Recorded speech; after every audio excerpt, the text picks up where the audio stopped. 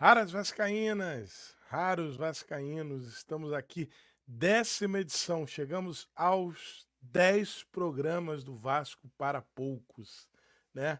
Sob oferecimento Viveiros e Palermos Advogados da sua assessoria jurídica. É quem oferece e patrocina esse programa. Se você tem qualquer questão, precisa de algum auxílio, apoio jurídico, tem dúvidas, precisa resolver alguma questão, acionar algum problema, entre em contato com Viveiros e Palermos Advocacia, advocacia com integridade, respeito e compromisso. 21 99320 9005. Informa que você ficou sabendo aqui pelo canal Vasco para Poucos, nosso patrocinador oficial, Viveiros e Palermos Advogados, e com eles abrimos a nossa 10ª edição que conta também com o apoio da Barbearia do Zé Unidade São Cristóvão. Lembrando que ao chegarmos a 150 inscritos, estávamos com 97 na abertura dessa edição, hein? Estávamos próximo dos 100.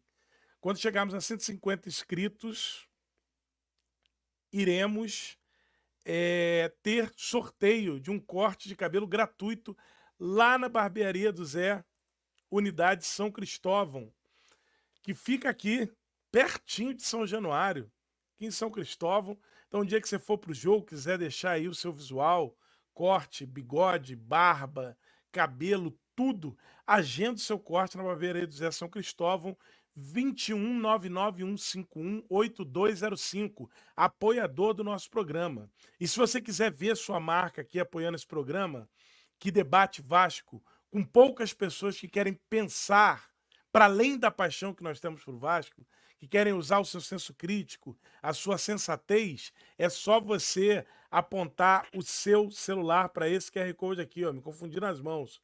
Só você apontar que você vai entrar em contato com o nosso setor comercial e vai poder contribuir, colocar sua marca aqui e ajudar a gente a chegar a mais gente. Então já agradecemos ao nosso patrocinador Viveiros e Palermos Advogados, ao nosso apoiador Barbearia do Zé, Unidade São Cristóvão, lembrando e pedindo a todos que não esqueçam de se inscrever, não esqueçam de deixar seu like, não esqueçam de deixar seu dislike, não esqueçam de compartilhar esse programa com as pessoas que você acha que querem debater o Vasco de uma maneira menos passional, de uma maneira mais leve, mais suave, mais tranquila, né?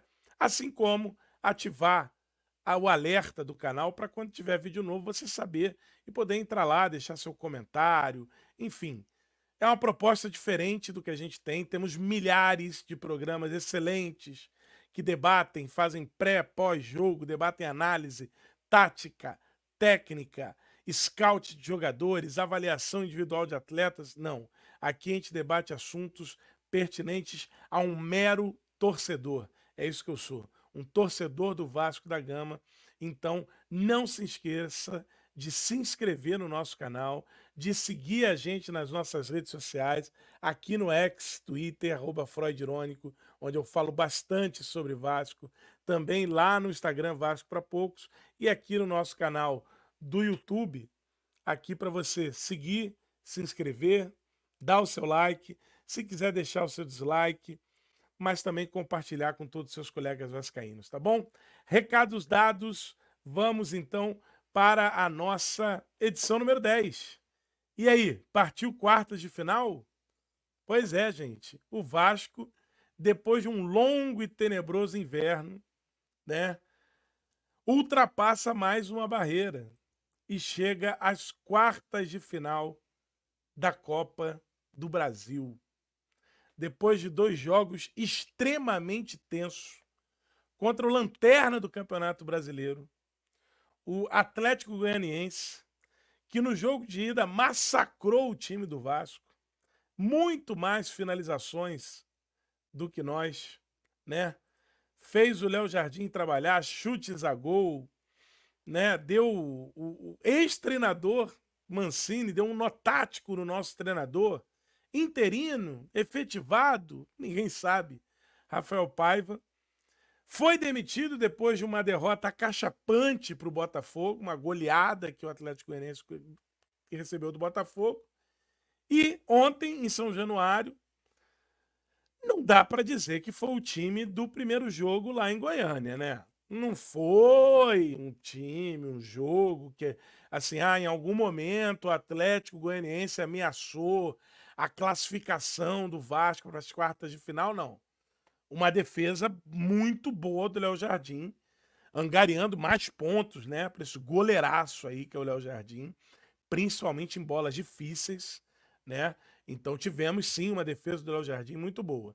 Mas o Atlético Goianiense é um time muito ruim, muito fraco. Muito, muito fraco mesmo. Candidatíssimo a ser um dos rebaixados na Série A do Campeonato Brasileiro. E contra esta fraqueza, contra esse time de fragilidade gigantesca, o Vasco teve dificuldades. O Vasco não conseguiu fazer nenhum dos dois jogos ser um jogo tranquilo. Nem o jogo em Goiânia, tampouco o jogo em São Januário, com o São Januário lotado, a torcida apoiando, né?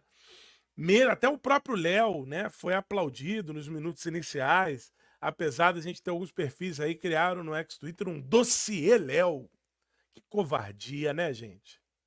Covardia é o nome disso. Covardia é o nome de você pegar um jogador perseguido pela torcida, cujos números e atuações estão na média daqueles que são seus companheiros de posição. Porque se você virar para mim e falar que o Maicon é muito melhor do que o Léo, desculpa, a gente diverge frontalmente. Se você virar para mim e falar que o Rojas é muito melhor do que o Léo, a gente diverge frontalmente. João Vitor é muito melhor do que o Léo? Parece que sim. Ainda não mostrou isso no Vasco. Ainda não mostrou isso no Vasco. Então acho uma covardia no dia de um jogo fundamental, decisivo,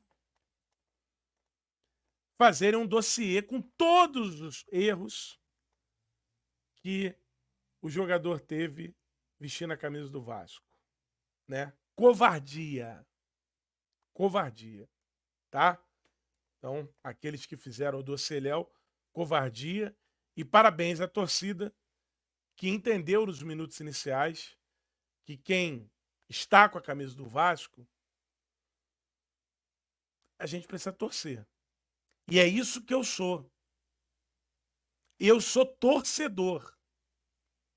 Eu não sou consumidor, eu não sou cliente, eu não sou espectador. Futebol para mim não é entretenimento. O Vasco para mim não é entretenimento. Quando eu vou para o estádio de futebol, quando eu paro de frente à televisão, eu torço pelo Vasco. Sabe o que significa isso? Os atletas profissionais que estão vestindo a camisa do Vasco da Gama, qualquer que seja a sua versão, torcerei para que dê certo. Torcerei para que o chute entre no gol. Torcerei para que o passe seja correto. Torcerei para que as interceptações sejam feitas. Para que as bolas sejam tiradas do adversário. Porque eu torço para o Vasco da Gama. Eu não torço para estar certo. Eu não torço contra um jogador. Eu não torço contra um dirigente. Eu torço para o Vasco da Gama. E eu acho que hoje em dia boa parte daqueles que dizem compor a imensa torcida do Vasco da Gama não fazem assim. Então, parabéns à torcida que nos minutos iniciais aplaudiu o Léo, que não é passar pano para erro, que não é ser conivente com falha, nada disso. É apenas virar e falar assim, malandro, tu tá aqui dentro do Vasco. Então vou torcer por você. Por isso que o nome é torcida, não é consumidor, não é cliente. Eu sou consumidor quando eu entro numa loja, vou comprar uma televisão e eu exijo que a televisão venha com aquelas características que ela me disse ter. Futebol não é isso. Futebol é uma grande aposta. Vi muita gente que entende de futebol ontem dizer que o Dimitri Payet fez um ótimo primeiro tempo. Eu só torço. Não entendo de futebol, né? Costumo brincar que eu sou um burro com sorte. Não achei isso tudo, não. Vai fazer todos os jogos maravilhosos? Acho que não. Mas assim, eu não sou consumidor de futebol. Eu não sou cliente do Vasco. Eu sou torcedor do Vasco da Gama. E como torcedor do Vasco da Gama, estou feliz que o Vasco passou para as quartas de finais da Copa do Brasil. O que a minha análise crítica, a minha sensatez me diz dessa classificação? Chegamos ao limite dessa Copa do Brasil. Tá? Passou o jogo, acabou. Gol do Lucas Piton, disseram que era contra, etc e tal. Tô nem aí. Tô nem aí. Gol. Vencemos. Emoção baixou, adrenalina baixou. Estamos nas quartas de final. Olho para o elenco do Vasco da Gama, com Coutinho, com Souza, com Alex Teixeira, com Emerson Rodrigues, com Dimitri Payet, com Piton, com Léo Jardim, com Pablo Verrete. Minha percepção, meu feeling, o que eu acho, minha opinião, embasada em nada mais do que a visão de um torcedor que acompanha o Vasco desde a década de 80. Esse elenco chega ao seu limite nessa edição da Copa do Brasil. E o faz com muita garra. O faz com muita valentia, com muita bravura. Tendo momentos muito ruins, né? Como o jogo contra o Água Santa, que é ainda pior do que o próprio jogo contra o Fortaleza. Porque o Fortaleza está vindo numa toada boa, é um time que tem tradição muito maior do que o Água Santa,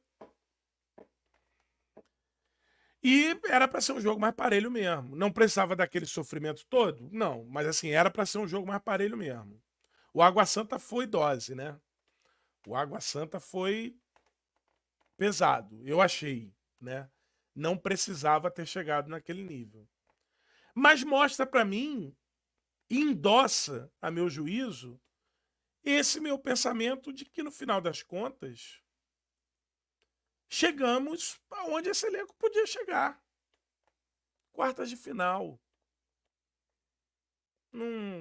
Assim, o que vier agora é lucro. O que vier agora é lucro.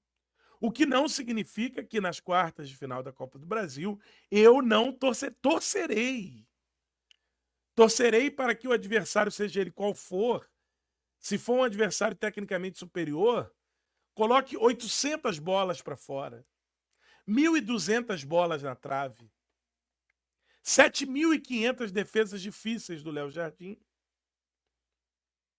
e que o Pablo Verrete coloque uma bola no gol e nos coloque na final. Isso é torcer. Vamos separar bem. Isso é torcer. Outra coisa é análise crítica, senso crítico de como eu vejo as coisas. Acho que o Vasco chega ao seu limite nessa Copa do Brasil. Chega com bravura, chega quebrando tabus antigos. Há 3 anos não chegava às oitavas de final. Há 8 anos não ultrapassava da fase das oitavas de final. Enfim, fato é que aos trancos e barrancos, no ano em que o caos se instalou no Vasco, com a sócia majoritária do Vasco se liquefazer em dívidas, em promessas não cumpridas, em aportes não realizados e muito mais, em pagamentos não feitos, em atrasos que nós não sabíamos, em contratações que até hoje não são definidas. Outro dia fiz uma provocação lá no ex-Twitter. Todo mundo caiu de pau em cima da contratação de Adson João Vitor. E hoje dizem que o Adson é o melhor jogador do time do Vasco da Gama. Se o Adson hoje é o melhor jogador do time do Vasco da Gama, comparando o time do Vasco da Gama de antes com o de agora, a contratação foi boa. Aí veio me perguntar lá a Carol, conhecida minha, não é hater, não, conhecida. Tá defendendo o Alexandre Matos? Tô não, Carol. Tô não, ex-Twitter. Tô não, vascaíno. Não tô não. Só acho estranho e acho que é preciso que algum dia alguém me conte essa história. Por que o Alexandre Matos está contratando bem lá no Cruzeiro? Por que o Alexandre Matos, que é conhecido por construir times campeões, fez boas contratações em todos os times nos quais ele trabalhou, vem para o Vasco, só faz contratação criticada pela torcida, sai do Vasco, vai para um rival do Vasco e faz contratações que a torcida queria ver no Vasco. O problema é do profissional? Eu me permito perguntar. Análise crítica é isso. Não é defender profissional, não, gente. Ele está fazendo contratações que a torcida do Vasco está dizendo que queria ver no Vasco. E a torcida do Vasco está dizendo que o Adson hoje é o atleta, é o motor do time do Vasco. Ora, então essa contratação foi importante. Então, ponto. Obrigado, Alexandre Matos, por ter trazido o Adson. Não estou aqui falando em negociação. Não estou falando em dinheiro, gente. Ah, mas é que o Adson ele só valia 2 mariolas e um Guaravita, mas pagaram para ele uma casa, cobertura na Vieira Solto. Aí é negociação. Negociação é o seguinte: eu tenho essas camisas aqui, não são itens de colecionador. Tem gente que tem camisas raras, autografadas, não são minhas camisas. Se eu colocá-las para vender, eu vendo por quanto eu quiser. Pode ser que ninguém compre. Eu posso botar essa camisa aqui de goleiro, amarela, que eu adoro, a 10 mil reais. Se alguém quiser comprar, comprou. Isso é negociação. Então, se o preço do Adson foi justo, se o preço do Vitor foi justo, esse é outro debate que eu não estou colocando aqui agora. O meu debate é: o Adson é o motor do time do Vasco? É o escape que nós temos para poder fazer ligação entre defesa e ataque? É quem consegue segurar a bola, quebrar a linha do adversário, chegar no último terço do campo, fazer triangulações e utilizar todos os termos modernos que existem na análise do futebol brasileiro. O Adson é quem cumpre esse papel hoje no Vasco? Então foi boa a contratação. Ponto. Estou defendendo. Alexandre Matos não, pessoal. Foi boa a contratação. Foi boa a contratação. E também o João Vitor, que não sei por que cargas d'água, porque não entendo de futebol, aí tem que pegar os milhares de canais que entendem, tem milhões de seguidores e que entendem de futebol, coisa e tal. Foi reserva o tempo inteiro com o ex-treinador do Vasco. Depois que pôs para jogar, me pareceu um bom zagueiro. Me pareceu um bom zagueiro. Na minha visão de leigo, de quem não entende nada de futebol, me agradou, me transmitiu segurança, é um bom zagueiro. Se contundiu. Está fazendo falta ao time do Vasco hoje? Para mim, está. Para mim, poderia tranquilamente substituir o Léo ou o Maicon. Substituir o Léo ou o Maicon. Qualquer um dos dois, tá? Não venham pedir para mim para perseguir jogador, não. Substitui qualquer um dos dois. Qualquer um dos dois. Ora, se esse zagueiro que foi contratado pelo antigo diretor técnico está fazendo falta nesse elenco do Vasco, foi boa a contratação. Tá defendendo Alexandre Matos essa altura para quê? Não tô defendendo Alexandre Matos. Tô não. Tô não. Só tô dizendo que foram contratações boas. David, vice-artilheiro, participação em significativa parte dos gols, números que endossam que é um jogador que contribui para o elenco. Foi uma contratação ridícula? Não sei. Acho que não. Poderiam ter contratações melhores? Milhares. Mas assim, gente, fato é que todo mundo, desde que a gente virou SAF, contrata mal no Vasco. Mas nós temos Léo Jardim, nós temos Lucas Piton, temos Paulo Henrique, Matheus Carvalho, Hugo Moura, Adson, Pablo Verrete, também 7 aqui, tá? Quem vem jogando bem também? Esforza, também 8. Também 8. Esforza vem jogando bem. Então, assim, Dimitri Payet, para chegar a 9. E vou aliviar o Felipe Coutinho, porque não conseguiu jogar ainda bem. Mas ninguém aqui duvida que foi uma boa contratação. Ou tem alguém que duvida? Spoiler, tem. Um monte de gente, assim, um monte de vascaíno dizendo que contratou mal o Felipe Coutinho. Um monte. Não é pouco, não. É um monte. Mas sim, Paulo Brax contratou mal, Alexandre Matos contratou mal. Todo mundo contratou mal. Mas ontem vi analista de jogo dizendo que o Emerson Rodrigues deveria ter entrado antes, que foi erro do Rafael Paiva o Emerson Rodrigues não ter entrado antes para poder puxar contra-ataque. Tô só reproduzindo opiniões, tá? Não é minha, não. O que eu escutei de gente que eu respeito. Que o Emerson Rodrigues deveria ter entrado antes, porque ele poderia imprimir velocidade, puxar contra-ataque.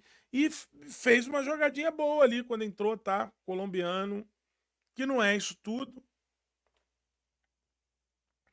Fui escutar, tá lá no ex-Twitter. Se vocês procurarem lá na minha timeline. Tem a opinião de um jornalista colombiano que viu surgir o Emerson Rodrigues e que diz quais são as qualidades, quais são os defeitos, os pontos a serem melhorados do Emerson Rodrigues. Eu geralmente vou perguntar a quem viu. Eu não sou scout, eu não entendo. Então eu pergunto a jornalista que acompanha o futebol colombiano para saber como é, como é que joga o atleta. E vi analistas falando que o Emerson Rodrigues deveria ter entrado antes para imprimir um ritmo melhor ao jogo, porque ele corre, porque ele segura a bola, porque ele tenta o drible, porque ele tenta fazer jogadas diferentes.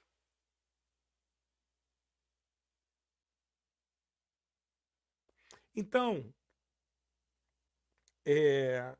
o que eu falo para os poucos vascaínos que me dão atenção?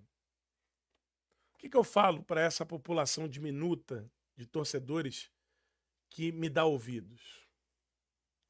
No ano mais caótico da história do Vasco, em que a sócia majoritária do Vasco se desfez igual areia à beira-mar,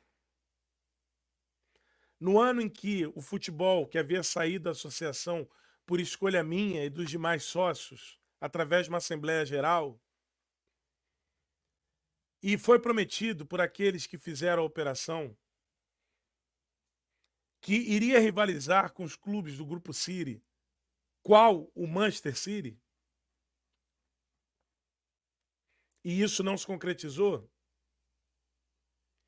No ano em que o ex-CEO disse que o Vasco, por ter feito as contratações mais caras do futebol brasileiro, iria lutar por aquilo que o Vasco é, no ano em que a associação teve que pegar o futebol na marra no judiciário e levou paulada de tudo que é lado, inclusive de jornalista vascaíno, como o Rodrigo Capello, em que eu fiz um vídeo mostrando os equívocos jornalísticos dele ao analisar a ação no dia em que a associação entrou no judiciário.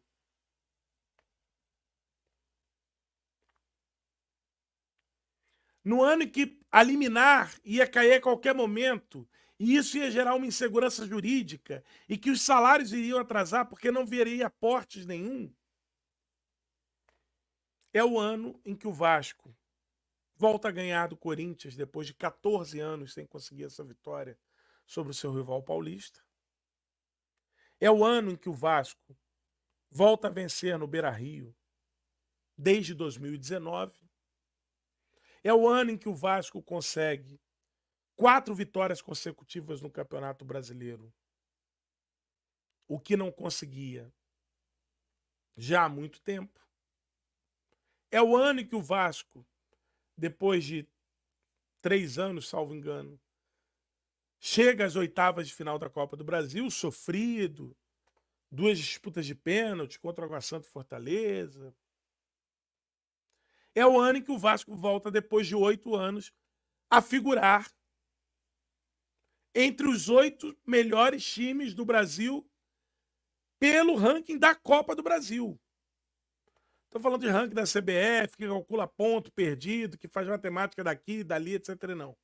Na Copa do Brasil, dos 8 melhores times da Copa do Brasil 2024, um deles é o Vasco da Gama. E isso foi obtido no ano em que todo mundo previu o caos para o Vasco. Aí me perguntam, pô, você está defendendo muito o Pedrinho, cara. Você está defendendo muito a associação. Gente, eu acredito no Pedrinho, tá? Que fique claro, registrado aqui. CPF meu na nota. Eu acredito no Pedrinho como gestor do Vasco. De todas as gestões que eu já vi do Vasco, desde a minha infância até agora, a gestão atual é, na minha visão, a melhor gestão que já passou pelo Vasco. Aquela que está colocando em prática a maior parte daquilo que foi prometido na campanha. Ponto. É o que eu acho. Não quero convencer ninguém disso, mas é como eu vejo. E jogando mal, sem padrão de jogo, com 3 treinadores no ano, Rafael Paiva interino ou efetivado, do sub-20, sem pulso, não grita em campo, é calmo, não bate na mesa. Tá aí. Ah, não tá desempenhando bem, não tá performando bem. Pô, tá ganhando, mas é enganoso. Já dizia Cazuza. Mentiras sinceras me interessam. Eu já vi muitas vezes o Vasco jogar bem. Lembra da época do professor Maurício Barbieri? Não deveríamos ter perdido aquele jogo contra o Santos em São Januário. Não deveríamos ter perdido o jogo contra o Bahia em São Januário. Jogamos melhor e perdemos. Prefiro ganhar, mesmo não jogando tão bem. Então, para finalizar aqui, resumindo essa história, esse elenco do Vasco, acho que já falei isso aqui, tá? Esse elenco do Vasco não é elenco para tomar de 6 gols do Flamengo. Não é elenco para tomar 4 gols do Criciúma. Não é elenco para ganhar do São Paulo de 4-1. Não é elenco para ter vitórias consecutivas, 4 rodadas, o tempo inteiro no Campeonato Brasileiro. Esse elenco do Vasco é um elenco para lutar. Não é um elenco para mim para ficar buscando não cair. Acho que é um elenco para ficar ali 11º, 12º. E acho que o Vasco, para voltar a pensar em ser grande, antes de pensar em classificar para Libertadores, classificar para G6, para Sul-Americana, etc., o Vasco precisa de 3 anos. Já falei isso aqui em episódios anteriores. 3 anos na Série A tranquilo. Estamos no momento em que o time comandado por Rafael Paiva vai nos dizer se vai ser tranquilo ou não. O jogo contra o Fluminense, por exemplo, vai ser uma prova de fogo dessa.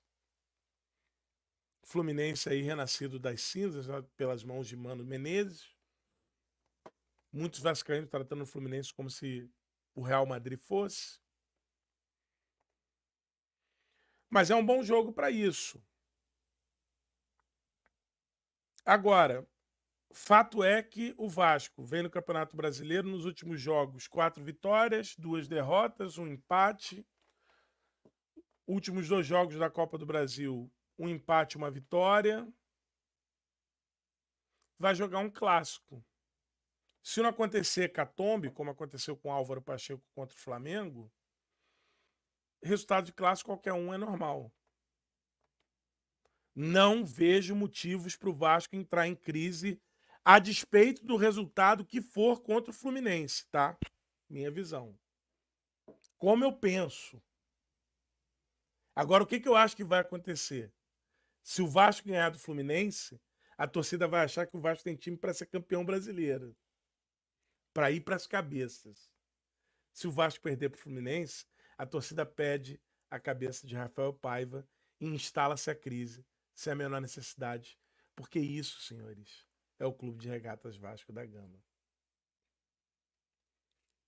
Não é o que eu quero, não é como eu gosto, mas é como eu enxergo. O Vasco, com bravura, num ano muito difícil, consegue feitos que merecem aplausos. E 2 cenários em que vocês podem me amarrar com camisa de força e me enlouquecer. O dia que eu torcer contra o Vasco da Gama e o dia em que eu ficar triste por uma vitória do Vasco da Gama. Um dia em que eu não celebrar uma vitória do Vasco da Gama. Por mais feia que ela seja. Por pior que tenha sido o desempenho do time. Sobretudo em Copa. Sobretudo em mata-mata. Sobretudo em campeonatos de decisão imediata. Por favor, né, gente? Eu já vi o Vasco de Zé Ricardo com o Nenê em campo ser aplaudido depois de 2 derrotas de 1-0 em semifinal de Campeonato Carioca para o Flamengo. A torcida lá no Maracanã ia aplaudir o time. Quando eu falei, não tem que aplaudir time não, gente. Tem que aplaudir time não. Aí quando perdia para o Flamengo, com o Zé Ricardo na beira do campo, com o Nenê camisa 10, aplaudia o time. Agora que se classifica com Payet camisa 10, Coutinho camisa 11, ainda que lesionado. São Januário lotado. Vasco numa posição relativamente confortável no Campeonato Brasileiro, distante da zona de rebaixamento. Vamos ficar frustrados? Desculpa, gente, meu jeito de torcer é outro. Meu jeito de torcer é diferente. É por isso que eu digo, o Vasco é o clube do povo. O Vasco é para todos. Mas aqui, nesse canal, o debate de Vasco é para poucos. Poucos me entenderão. E com isso chegamos ao final da 10ª edição. Agradecendo ao nosso patrocinador Viveiros de Palermo, a sua assessoria jurídica, ao nosso apoiador Barbearia do Zé, Unidade São Cristóvão, pedindo novamente que você não se esqueça de deixar a sua fazer a sua inscrição, deixar o seu like, deixar o seu dislike, comentar se quiser, compartilhar com seus amigos vascaínos. E se você quiser ter a sua marca aqui exposta, aponte seu celular para esse QR Code que está aqui, fala com o nosso setor comercial, valores aí bem modestos para ajudar esse canal chegar aos vascaínos sensatos, aos vascaínos que têm a paixão, mas que não perdem a sua crítica, tá? Pode apontar o seu QR Code ou então entrar em contato pelo e-mail contato@rafaelconceição.com.br, sem C cedilha e sem o tio. A gente se encontra numa próxima edição. Obrigado pela sua audiência, obrigado pela sua presença aqui e obrigado pelo seu debate. Segue a gente lá no ex-Twitter, @Freud_irônico, no Instagram, @Vasco para Poucos, e a gente se vê na edição número 11. Saudações vascaínas, o Vasco é para todos, mas o debate do Vasco aqui é para poucos. Tchau, tchau.